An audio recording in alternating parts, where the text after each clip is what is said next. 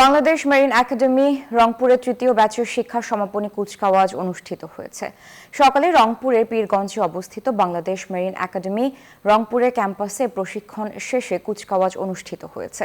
এতে প্রধান অতিথি ছিলেন নৌ পরিবহন মন্ত্রণালয়ের সিনিয়র সচিব মোহাম্মদ ইউসুফ। এ সময় তিনি বলেন, মেরিনরা আন্তর্জাতিক পরিমণ্ডলের পাশাপাশি দেশের জন্য গৌরবময়। বর্তমানে 8টি জাহাজের মাধ্যমে শিপিং চালু রাখলেও দ্রুত আরও শিপিং জাহাজ যোগ হবে বলে জানান সচিব। 2 বছর মেয়াদী নটিক্যাল ও ইঞ্জিনিয়ারিং বিভাগ থেকে এবার মোট 45 জন ক্যাডেট তাদের প্রশিক্ষণ সম্পন্ন করেছে।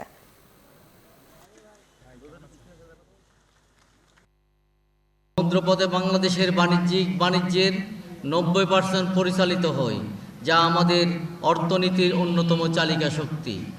এই খাতে কর্মরত মেরিনাররা শুধু বৈদেশিক মুদ্রা অর্জনই করছেন না, বরং কর্মসংস্থান তৈরি ও আন্তর্জাতিক পরিমণ্ডলে দেশের সুনাম বৃদ্ধিতে অনন্য ভূমিকা রেখেছেন।